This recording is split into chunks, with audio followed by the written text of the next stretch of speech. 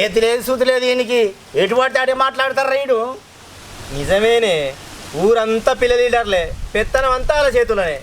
అబ్బా 3 గొర్రెలు ముద్దుగా ముచ్చట పెడతాయి.